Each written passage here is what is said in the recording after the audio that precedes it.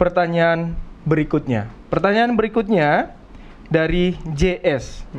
Pertanyaannya, selamat malam pendeta dan tim tajam. Alkitab berkata dalam Amsal 28 ayat 27, siapa memberi kepada orang miskin tidak akan berkekurangan, tetapi orang yang menutup matanya akan sangat dikutuki.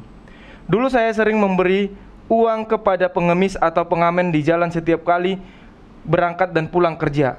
Namun, satu waktu saya membaca berita bahwa ternyata banyak dari mereka memiliki mobil, rumah bagus, dan hidup lebih mapan daripada saya.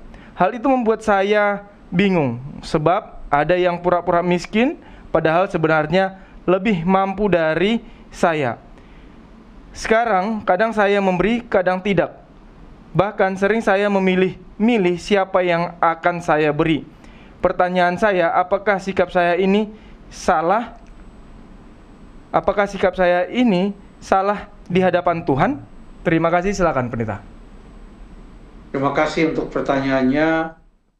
Berbicara tentang memberi sesuai dengan Amsal 28 ayat yang ke-27, siapa yang memberi kepada orang miskin tak akan berkekurangan, dan yang menutup matanya akan dikutuki. Itu kata Amsal 28 ayat 27. Lalu saudara JS atau saudari JS yang bertanya mengatakan, bagaimana dengan memberikan kepada pengemis atau pengamen? Saya mau katakan dulu, ini kita sedang tidak membahas mengenai teman-teman yang mengamen, yang mencari uang dengan halal.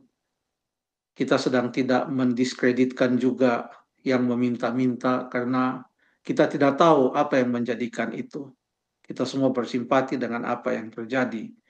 Tapi yang saya mau fokuskan dalam tanggapan terhadap pertanyaan ini adalah bagaimana dengan kita? Bagaimana sikap kita? Karena kita tidak tahu apakah betul-betul orang itu sangat membutuhkan, atau setelah kita memberi, ternyata dia lebih punya dari saya yang berjuang dan bekerja keras. Itu isi dari pertanyaan. Apakah saya salah kalau saya memilih-milih siapa yang akan saya beri? Nanti tolong disimpulkan, saudari atau saudara JS, apakah salah atau tidak. Tapi saya mau ambil beberapa contoh dari dalam Alkitab. Ya, saya tidak tahu tentang semua latar belakang mengapa seseorang mengambil jalan seperti itu. Tetapi ada beberapa kali di dalam Alkitab, Yesus juga bertemu dengan pengemis. Kita mau baca satu atau dua ayat tentang bagaimana Tuhan Yesus bertemu dengan pengemis. Kita buka dulu di dalam Markus pasal yang ke-10. Markus pasal yang ke-10, kita mau baca ini, ada beberapa ayat di sini. Ntar saya ketemu dulu Markus maksud saya. Markus pasal yang ke-10, kita mau baca mulai dari ayat yang ke-46. Lalu tibalah Yesus dan murid-muridnya di Yeriko, dan ketika Yesus keluar dari Yeriko bersama-sama dengan murid-muridnya dan orang banyak yang berbondong-bondong, ada seorang pengemis yang buta. Dia bukan hanya mengemis, tapi dia juga buta, yang bernama Bartimeus, anak Timeus, duduk di pinggir jalan. Ketika didengarnya bahwa itu adalah Yesus orang Nazaret, mulailah ia berseru, Yesus anak Daud, kasihanilah aku. Jadi seorang pengemis. Dan biasalah orang-orang tidak suka Yesus diganggu, apalagi oleh seorang pengemis. Makanya mereka menegur dia dengan keras supaya dia diam. Namun semakin keras ia berseru, anak Daud, kasihanilah aku. Lalu Yesus berhenti dan berkata, panggillah dia. Luar biasa, Yesus memperhatikan pengemis. Dia memperhatikan pengemis. Tuhan Yesus ini. Yesus katakan panggil dia. Mereka memanggil orang buta itu dan berkata kepadanya, kuatkanlah hatimu, berdirilah, ia memanggil engkau. Sampai di sana kita lihat, dari alur cerita ini yang ditekankan adalah kebutaannya, bukan pekerjaannya mengemis. Makanya cerita itu selanjutnya bercerita tentang orang buta itu.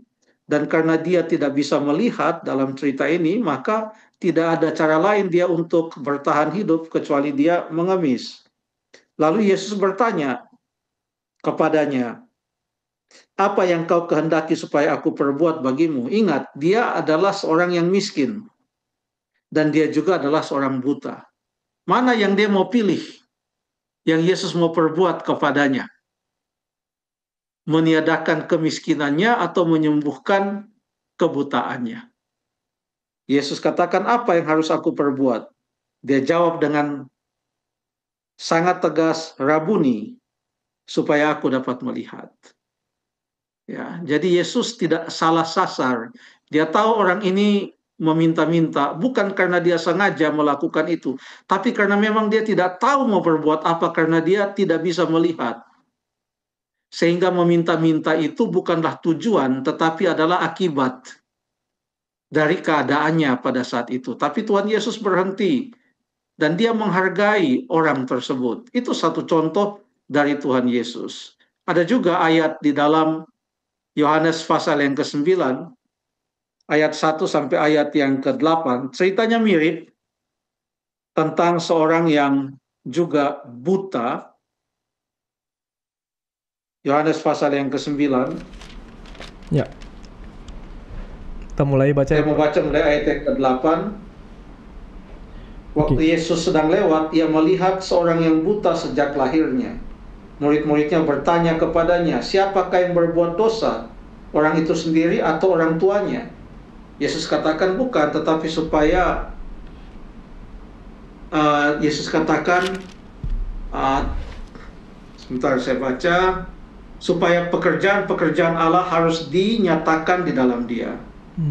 Lalu kemudian Yesus ayat yang ke-6, ia mengatakan semua itu, lalu ia meludah ke tanah, ia mengaduk ludahnya itu dengan tanah, lalu mengoleskannya pada mata dan orang buta tadi, dan berkata kepadanya, "Pergilah, basuhlah dirimu dalam kolam Siloam." Siloam artinya yang diutus. Maka pergilah orang itu, ia membasuh dirinya, lalu kembali dengan matanya sudah melek. Jadi sama, apakah dia adalah seorang pengemis? Coba kita baca ayat yang ke-8. Tetapi tetangga-tetangganya dan mereka yang dahulu mengenalnya sebagai pengemis berkata, "Bukankah dia ini yang selalu mengemis?" Ada yang berkata, "Benar, dialah ini." Ada pula yang berkata, "Bukan, tetapi ia serupa dengan dia." Orang itu berkata, "Benar, akulah itu." Perhatikan ayat ini mengatakan, bukankah dia yang dahulu mengenalnya, dia ini orang pengemis. Artinya begitu dia sudah tidak buta, dia tidak mengemis lagi. Jadi bagi orang buta yang ada di Yohanes 9, mengemis itu bukan tujuan. Mengemis itu adalah akibat keadaannya yang dia tidak bisa hindari. Tapi Tuhan Yesus menyembuhkan penyebabnya, sehingga setelah itu sembuh, dia tidak mengemis lagi. Bahkan dia sekarang membawakan kabar baik, bersaksi bahkan kepada pemimpin agama. Jadi Yesus tidak pernah salah di dalam mengambil keputusan untuk melakukan sesuatu bagi yang membutuhkan. Kalaupun ada satu kisah sedih lah, boleh kita katakan, yang dimana sepertinya pada waktu Yesus menyembuhkan itu seperti kurang mantap ceritanya. Itu adalah pada waktu Tuhan Yesus menyembuhkan 10 orang kusta. Kata Alkitab, hanya ada satu orang yang datang mengucapkan terima kasih. Yang 9 tidak kembali. Padahal semuanya berseru. Apakah Yesus salah sasaran? Tidak. Karena dia hanya melakukan apa yang harus ia lakukan.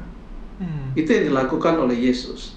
Hanya ada satu petunjuk mengapa Tuhan Yesus melakukan semua itu, termasuk kepada orang-orang miskin, kepada yang mengemis, orang yang buta dan mengemis. Ada satu petunjuk yang menjadi dasar Yesus. Kita baca beberapa ayat, mungkin 2 ayat. Yang pertama, Matius 9 ayat 36. Matius 9 ayat yang ke-36. Matius 9 ayat 36. Ya. Melihat orang banyak itu, tergeraklah hati Yesus oleh belas kasih kepada mereka, karena mereka lelah dan terlantar seperti domba yang tidak bergembala. Terima kasih. Tergeraklah hatinya oleh belas kasihan. Betul. Kita baca satu lagi. Masih dalam Matius. Ada beberapa ayat, 5 atau 6 di dalam Injil. Baik Markus maupun Lukas. Sekarang kita baca di Markus lah, Markus. 8 ayat yang kedua. Markus 8 ayat yang kedua. Oke, Markus 8 ayat kedua. Hatiku tergerak oleh belas kasih kepada orang banyak ini. Sudah 3 hari mereka mengikuti aku dan mereka tidak mempunyai makanan. Jadi selalu dikatakan hati Yesus itu tergerak oleh belas kasihan. Ya. Kita baca lagi Lukas 10 ayat 33. Di Lukas 10 ayat 33 pun ada perkataan yang sama, tetapi bukan tentang Yesus. Ini cerita yang Yesus ceritakan, perumpamaan yang Yesus ceritakan. Siapa yang tergerak hatinya oleh belas kasihan? Coba dibaca Lukas 10 ayat yang ke-33. Lalu datang seorang Samaria yang sedang dalam perjalanan ke tempat itu, dan ketika ia melihat orang itu, tergeraklah hatinya oleh belas kasihan. Terima kasih. Cerita tentang orang Samaria yang baik hati. Itu orang yang dirampok oleh penyamun, sudah hampir mati. Imam lewat, tidak buat apa-apa, minggir bahkan. Orang Lewi lewat, minggir. Orang Samaria lewat, hatinya tergerak oleh belas kasihan. Sama seperti Yesus. Jadi cerita-cerita ini mengatakan sebagaimana Yesus hatinya tergerak oleh belas kasihan, demikian juga orang-orang yang ingin berbuat baik, biarlah mereka lakukan itu karena hatinya tergerak oleh belas kasihan. Apakah pernah di dalam Alkitab ada cerita orang yang berbuat baik tergerak oleh belas kasihan, tetapi ternyata ia tertipu? Ini kan pertanyaannya tentang itu kan? Apakah ada di dalam Alkitab? Ada contoh. Kita buka dalam Yosua pasal yang ke-9. Yosua, pasti saudara Stephen PL dari PRP sudah baca ini, karena dia punya pertanyaan. Malam ini ada 2 atau 3 dari kitab Yosua. Yosua pasal yang ke-9, ini cerita tentang orang Gibeon. Kita mau baca, saya akan tuntun kita baca mulai dari ayat yang ke-3. Kita akan baca Ayat yang ketiga. Ya. Tetapi ketika terdengar kepada penduduk negeri Gibeon apa yang dilakukan Yosua terhadap Yeriko dan Ai. Ayat keempat. Oke, sampai di situ dulu, sampai situ. Apa yang terjadi dengan Yeriko? Mereka dikalahkan oleh orang Israel. Padahal mereka termasuk kuat, temboknya tebal. Ai yang lebih kecil pun dikalahkan oleh orang Israel. Orang Gibeon, waktu mereka mendengar, hati mereka gentar. Bagaimana dengan kita? Ayat yang keempat. Oke, ayat keempat. Maka mereka pun bertindak dengan memakai akal. Mereka pergi menyediakan bekal, mengambil karung yang buruk-buruk untuk dimuatkan ke atas keledai mereka, dan kirbat anggur yang buruk-buruk yang robek dan dijahit kembali. Ayat 5. Dan kasut yang buruk-buruk dan ditambal untuk dikenakan pada kaki mereka, dan pakaian yang buruk-buruk untuk dikenakan oleh mereka, sedang segala roti bekal mereka telah kering, tinggal remah-remah belaka. Ya, mereka lakukan ini katanya dengan akal. Mereka memakai akal. Jadi ini akal-akalan. Akal-akalannya adalah, padahal mereka punya sepatu yang bagus, mereka punya baju dan jubah lah, atau pakaian yang bagus, punya makanan yang cukup dan masih segar, makanannya masih hangat-hangat, tapi mereka memakai akal, katanya.